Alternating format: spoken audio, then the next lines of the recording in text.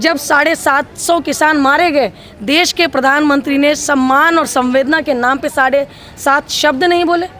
आज जिन किसानों की आप तरफदारी कर रहे हो, आपने उनको उग्रवादी कहा, नक्सली कहा, आतंकवाद से जोड़ा, देश के गुंडे कहा।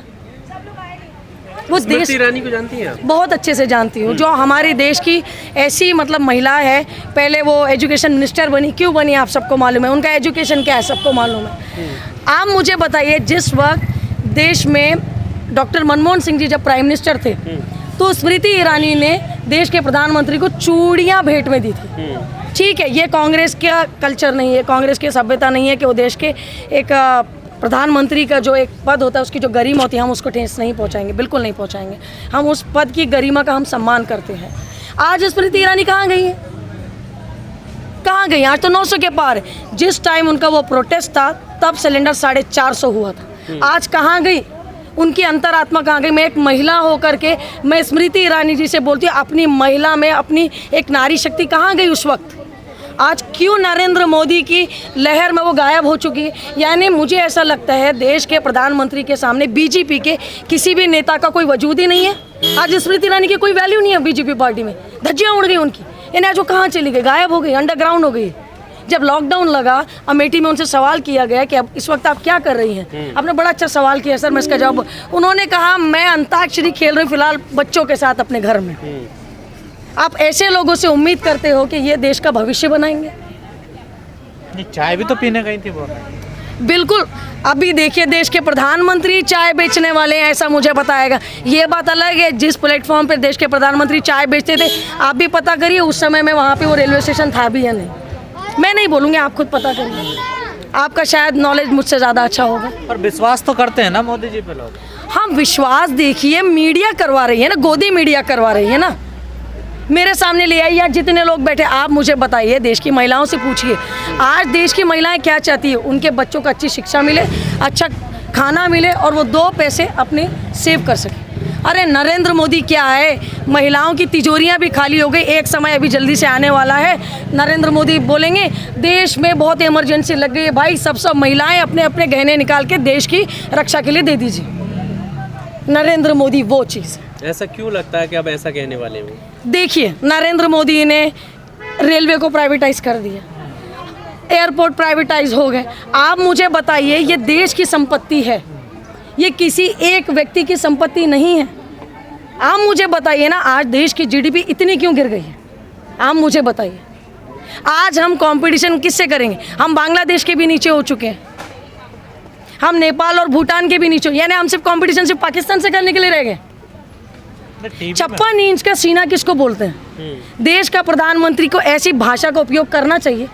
56 इंच का सीना। देश के गृह मंत्री क्या बात करते हैं? शाहीन बाग में जो महिलाएं प्रोटेस्ट कर रही थी, दिल्ली चुनाव में इतनी ओछी भाषा का इस्तेमाल किया, ऐसे बटन दबाइए बोले जोर से कि शाहीन बाग में बैठी हुई हर महिला को उसका करंट लगना चाहिए। ये देश के गृह मंत्री है। हम अपनी आने वाली पीढ़ी को क्या बताएंगे? क्या बताएंगे? देश के गृह मंत्री तड़ी पार थे, हम क्या बताएंगे?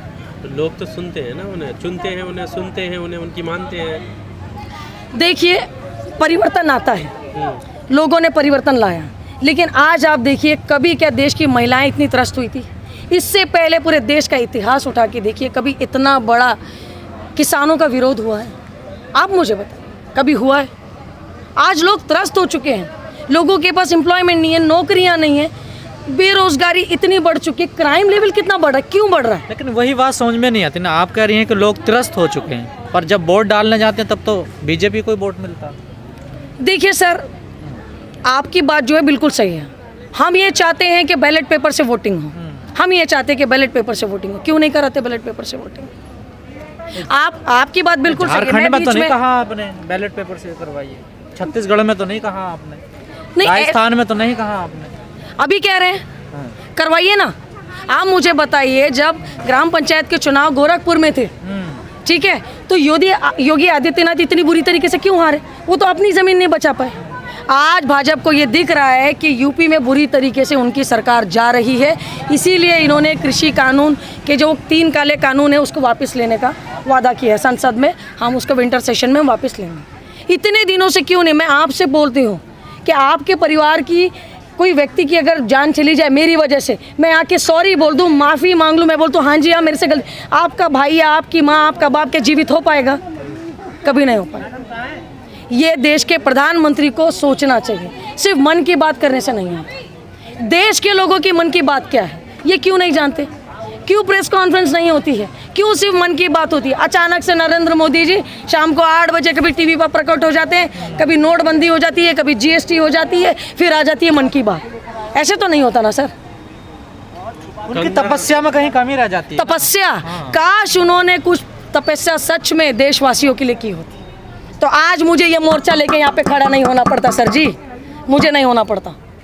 आपका नारा भी है, प्रियंका गांधी जी ने दिया है कि लड़की हूँ लड़ सकती हूँ। बिल्कुल। वैसे ही एक लड़की कंगना रनौत भी है देश की, जो वो कह रही है कि मैं भी लगातार लड़ रही हूँ देश विरोधी ताकतों से, जिहादियों से, खालिस्तानियों से, उनको धमकियाँ मिल रही हैं। देखिए उनकी कितनी धमकियाँ मिल रही है, वो सिर्फ आती हैं बातें करके निकल जाती हैं। वो क्यों नहीं एविडेंस देती है, वो क्यों नहीं प्रूफ करती है? आप मुझे ये बताइए। देखिए मैं कांग्रेस पार्टी की एक सच्ची कार्यकर्ता हूँ, मैं देश के हित में जितने प्रोटेस्ट करने पड़ेंगे मैं करूँगी। मैं नरेंद्र मोदी जी का सम्मान करती हूँ, लेकिन मैं उनसे डरती नहीं। मैं किसी सूरत में डरूँगी, क्योंकि ये मेरे देश की लड़ाई है, मेरे संविधान की लड़ाई है। सिंपल। मैं आज नागपुर से, मैं मेरी प्रदेश अध्यक्ष श्रीमती संध्या सवालाखे जी के साथ मैं यहाँ पर आई हूँ, और ये एनर्जी मुझे उन्हीं से मिलती है। हमारे प्रदेश अध्यक्ष श्री नाना भाऊ पटोले जी और विकास भाऊ ठाकरे जी जो हमारे शहर के अध्यक्ष हैं, आज उनसे जो हमें ताकत मिलती है कि हम हर प्रोटेस्ट को हम पूरी बखूबी निभाते, और देश के हित में जो भी होता है उसके लिए हम यहाँ पे खड़े हैं, और हर वक्त हम लोग यहाँ पे खड़े रहेंगे देश के विकास के लिए। मतलब मैं इतना ही बोलना चाहती हूँ कि अगर कभी मेरे कदम उठे तो वो देश के विकास की ओर, देश की तरक्की की ओर, देश के हित में उठे। एक्चुअली इस देश की जो सरकार है, देश के जो प्रधानमंत्री श्री नरेंद्र मोदी जी ने देश की महिलाओं को इतना त्रस्त कर दिया है कि आज देश के कोने कोने से महिलाएं यहाँ पे इस विरोध का समर्थन देने यहाँ पर आई है। आप मुझे बताइए, महिलाओं को इन्होंने बहुत ज़्यादा दबाने की कोशिश की, किसानों को दबाने की कोशिश की, लेकिन जैसे कि प्रियंका जी ने एक नारा दिया है, लड़की हूँ लड़ सकती हूँ, और नरेंद्र मोदी को 2024 में अगर गद्दी से अगर कोई नीचे उतार सकता है वो देश की महिलाएं हैं। 2024 की तैयारी के चलते यहाँ पर आई हैं सर। जब से ये सरकार आई है महिलाएं इतनी त्रस्त हो गई है। एक घरेलू महिलाएं अपने बच्चे खाना पकाने अपने पति के साथ अपने घर गृहस्थी में बहुत आला और खुश थी, लेकिन देश के नरेंद्र मोदी ने आज देश की महिला को इतना सोचने पर मजबूर कर दिया कि वो अपने बच्चों की 2 वक्त की रोटी किस तरीके की दे पाएगी भी या नहीं दे पाएगी। आप मुझे बताइए, तेल के दाम 200 पार हो चुके, पेट्रोल कभी सुना था हमने कि 100 के पार हो जाएगा। डीजल, जो गाड़ी सेब की 85,000 रुपीज़ में कश्मीर से निकलती थी मुंबई के लिए, आज वो 1,38,000 रुपये में निकलती है। क्या होगा इस देश का, क्या होगा आप मुझे बताइए। आज यूपी के चुनाव है, इसलिए देश के प्रधानमंत्री को देश के किसानों की याद आ गई।